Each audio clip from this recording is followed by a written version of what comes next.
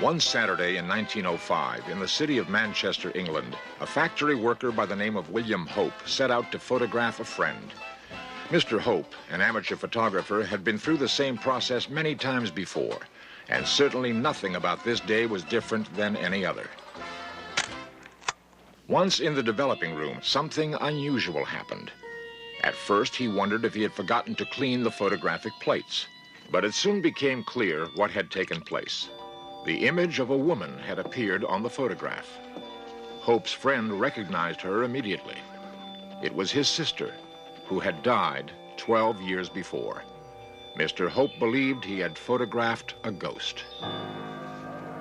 In 1964, this man, Ted Sirios, came to the attention of a group of scientists and psychologists when he claimed to have taken photographs solely with the power of his mind. A series of experiments were conducted that confounded all those present. The photographs he produced were simply unexplainable.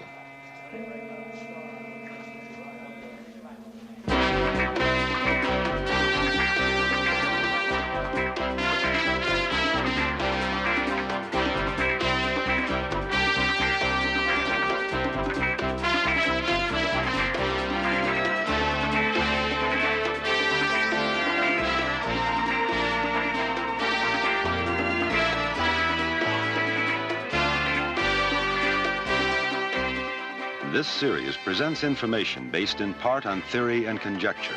The producer's purpose is to suggest some possible explanations, but not necessarily the only ones, to the mysteries we will examine.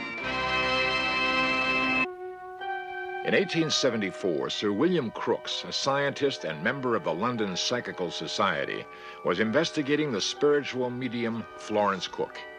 It was said that Miss Cook would enter a cabinet and materialize a spirit named Katie King.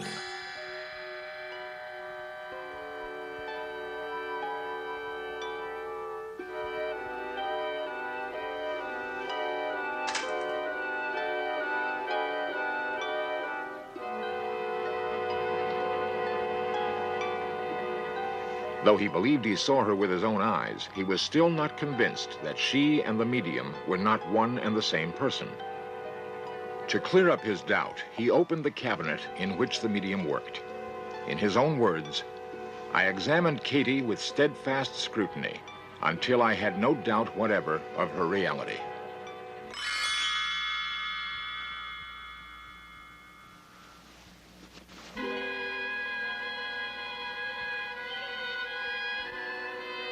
Vernon Miller is a photographic expert from the Brooks Institute of Photography. In photography, light is reflected from or absorbed by the subject in the photograph, focused through a lens, and recorded on a light-sensitive material, film, plates, emulsion. The film is light-sensitive, so any energy, any electromagnetic energy can affect the film to some extent. So radiation from all of the various ways, X-ray, so forth, can affect the film. So you might not necessarily see the light that strikes the film.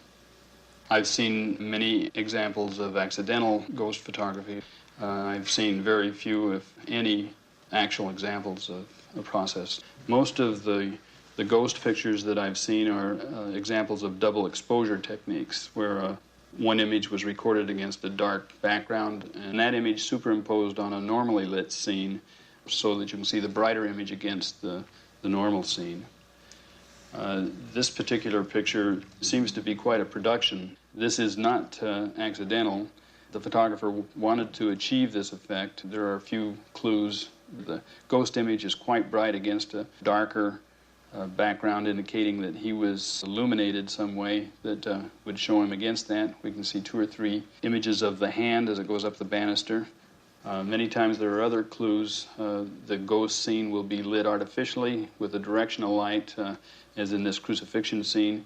It appears that these are miniatures that were lit artificially, and then the combined scene was done in daylight under a different light condition. Ever since the first photograph was taken in 1826, no images have been more surprising or more controversial than those reported to be ghost photographs. Experts will continue to disagree on a phenomenon that theoretically records the presence of entities that are invisible to the naked eye. Attempts to cross the thin line between life and death have occupied man's mind for centuries. Perhaps photography, recording the subtleties of light and energy, can provide a glimpse into the other realm. William Hope, Sir William Crookes, and others were convinced this is so. This is known as the Armistice photograph and was taken on Remembrance Day near the London War Memorial in 1923. It purportedly shows an entire battalion killed in the Great War and gripped the public imagination like few other photographs before or since. But the question of how these images got onto film is still in debate. Raymond Bayless is a psychic investigator who has researched hundreds of ghost photographs. There are two main theories. One, of course, is that the origin of all psychic phenomena comes from the mind of an individual operating through the subconscious. And the other main theory is that the phenomenon itself is in some way instigated by a surviving spirit. I've taken part in some experiments that I believe were authentic. That is, that authentic psychic photographs were taken. Now, I'm not going to call them spirit photographs because I don't know whether they were the product of a spirit or whether they were a product of an individual's mind or what have you, but nevertheless, I do believe that they were actually psychic photographs. That is, they were paranormal. This is ordinary Polaroid film, 4 by 5 inches film, and it comes in a light-tight envelope. It can be utilized into any number of normal cameras by inserting it into a holder, a film holder. Okay, we insert the film in the back of the camera, and from this standpoint on, it is just like ordinary wet process photography. And I'll snap this picture and make a little demonstration for you. Now, in wet process conventional photography, there's a step in the darkroom where the film is processed and the picture finally printed. And Polaroid or instant photography has the advantage of having all of this done in front of you, so there's no chance for manipulation of the image other than right here before your eyes. So in a few seconds we can open this envelope up and examine the photograph that we just made. And here we have the image that we just photographed just now and a ghost-like image of another face that was made prior to the exposure just at this time. I'm familiar enough with this process that I would look at any image with a great deal of skepticism. Many times scientists go into experimenters with blinders on. That is, they have become so biased due to prevailing views, customs of thought, so forth, that they're no longer capable of actually examining an experiment. They may, for example, take part in an experiment, admit that all of the controls were perfect, that there was nothing wrong whatsoever, but then a few days later, they suddenly find that their view is changing. They no longer can accept it. But this is not the result of thought. This is the result, as I say, of a prevailing bias. They simply cannot examine an experiment clearly. There have been spirit photographers that have produced real psychic photographs, and in my opinion, and they have also resorted to fraud. There have been some photographers that apparently never resorted to fraud, or practically never. Bouguer was a very famous early spirit photographer, one of the pioneers, you might say. He made vast numbers of these photographs, some apparently real. But in 1875, Bouguer was put on trial for fraud by those who felt that the idea of photographing spirits was preposterous. Fraud could not be proved, and Bouguer went on to produce many more spirit photographs, some reportedly under rigid test conditions. I found a flower. Not all such cases were so bitterly fought. In 1917, Sir Arthur Conan Doyle came upon an incident that soon became well known throughout Europe. He reported that 2 young English girls, while playing in the woods near their home, believed they saw a gathering of fairies. They returned to the spot soon afterward and took these photographs.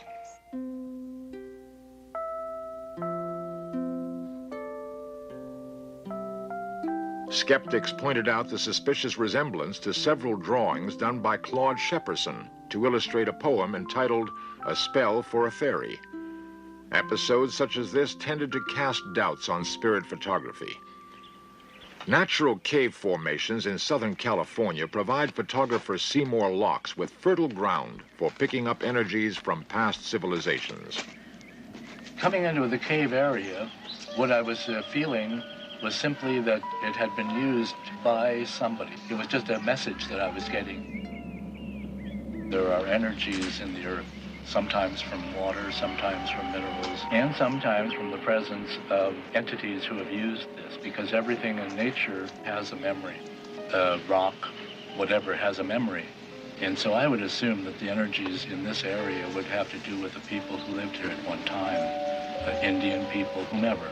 But it has that kind of aura about it. But I would assume whenever I work that there are entities around, because my supposition is that I'm assisted on the other side by people who create the imagery. He believes that his photographs provide evidence of unseen entities.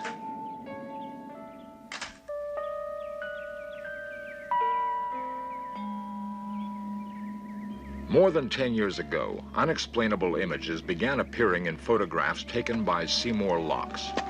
After much investigation, he has concluded that he has mysterious assistance, and the strange glow apparent in many of his pictures is energy from unseen entities. This is really beautiful configuration, and it's reminiscent of the opening to the sky that you would find in the mythologies of the American Indian. A psychometrist can hold an object and pick up images, sometimes vibrations, etc. A dowser can walk over a landscape and tell where the water or the mineral. Psychic photography, the ability to pick up an image, is comparable to picking up a clairvoyant image. You're simply using another medium. Photography is a receptive vehicle because it is silver. It has a vibration already. Sometimes the image is impressed while I'm developing. Sometimes it's impressed while it's in the camera. You don't need a camera. You simply need some kind of sensitized paper or film. The silver salts are a receptive vehicle. One of the most spectacular series was with a woman, Jerry Isaacson, who at that time was living in Santa Cruz. And I photographed her in a sequence of photographs in which she was doing a massage. And in the 5 frames that ensued, she became less and less visible. My experiences have been that white light is projected from the healer, and that they become transparent. Transparency and a luminosity seems to be prevalent in those photographs I've made of the healers. In one remarkable photograph, a human face stares at us from another time and space. After a séance, I wanted to see what I might pick up, because I was still feeling, as I generally do after a séance, the room is very, very strong, because you've been building the energies, so-called, in that environment. The so-called upper levels of consciousness are apparently available more frequently to more and more people these days for whatever reasons we don't know. And they seem to go in cycles, and they tend to come in turbulent periods of time.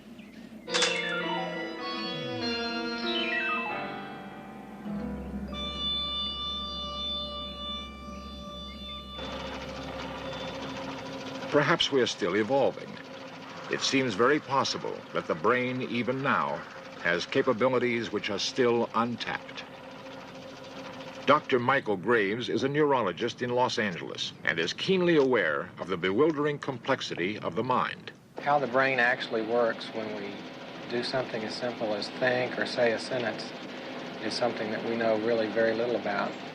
As clinical neurologists, we know that certain parts of the brain can be destroyed and the individual doesn't suffer. So there are parts of the brain with no obvious, easily identifiable function, but I believe that there must be some function for all parts of the brain. Modern brain scans actually give you a picture that looks as if someone's head has been sliced into serial sections, just as like a loaf of bread is cut. This is a cross-section of the patient's brain. The intensity of the color indicates the intensity of metabolism of the brain tissue. For example, here we see a red area in the temporal lobe of the brain. That's the part of the brain which is metabolizing or using energy the most intensely. Other areas are yellow or even blue. They're using energy less intensely. This technique could tell us what part of the brain is most intensely operating during any mental function, including telekinesis or any psychic phenomenon. Once we get that step is accomplished, there would still be unanswered questions as to how that part of the brain did that job.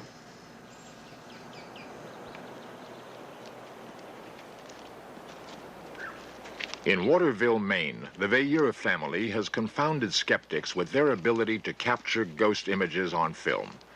For 15 years, they have explored the natural hunting grounds of ghosts and have taken photographs that raise questions about man's true nature and the limits of our physical reality. Their odyssey began with a simple parlor game, which evolved into a dialogue with an entity that became their spirit guide. Richard Veilleur records the sessions. Could you tell us how you passed away? A-C-C-I-D-E.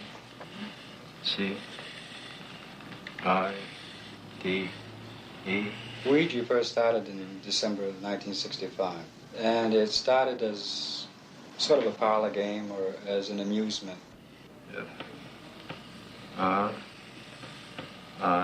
The personality which introduced itself was ACL, or Anne Caroline Lowe.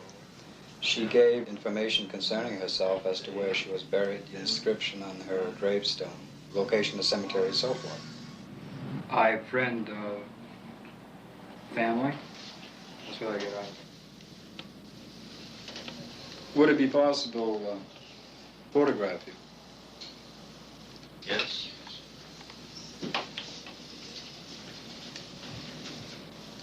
They were given the location of Anne Caroline Lowe's gravesite. With some trepidation, they visited the site and took this photograph of their young spirit guide.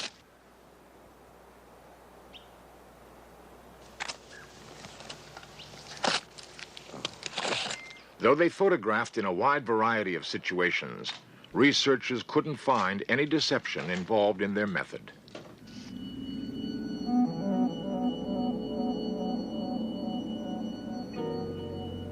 The personal reason to enter parapsychology was to determine the nature of the pictures and of the scripts. Is it possible to communicate with the deceased through Ouija? Is it possible to photograph the dead? Who is communicating? S.D. Certain communicators would inform us that there is a return process from their so-called reality to come back into ours in order to communicate. They would have to pass through a tunnel or an alleyway. The opening at the beginning is very wide, and as they come closer to our own reality, it becomes narrower and narrower. They would see us as if steam vapor and water droplets would be falling upon a piece of glass. Thoughtography and psychic photography or spirit photography or paranormal imagery. If you can't see the image, you're using a thoughtographic process. What we have to determine is what intelligence is producing the phenomenon. Is it our own unconscious, or are we actually photographing a deceased? And is that deceased thoughtgraphically impressing its image or another image upon our plate?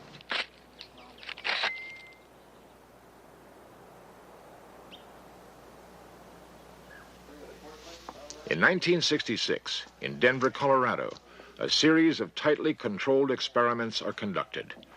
Researchers are checking and numbering fresh film and new cameras. The subject of these experiments is Ted Sirios, a Chicago bellhop with an incredible mind and an incredible thirst to match. Ted Sirios' ability is the power to project his thoughts onto film. During the experiments, researchers take the pictures while Ted stares into the camera. His concentration is intense. His pulse rate rises to 120 or more. The results are staggering. Images of all kinds begin appearing on the film. A target photograph, unseen by Ted, and known to only 2 of the researchers, is the image that Ted tries to duplicate.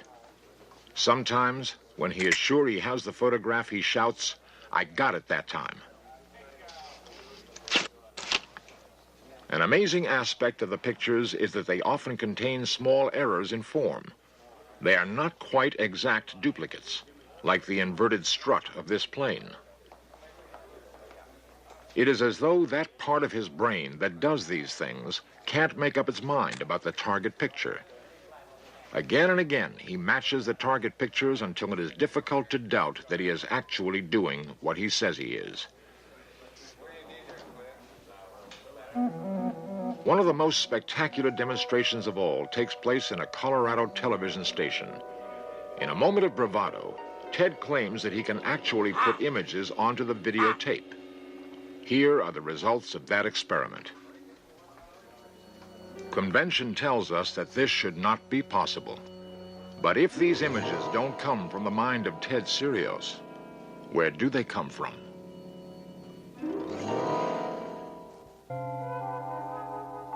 Images from the far reaches of our imagination. These ghostly faces look at us from behind the veil that hides the mysteries of life and death, and make us wonder about the reality of ghosts.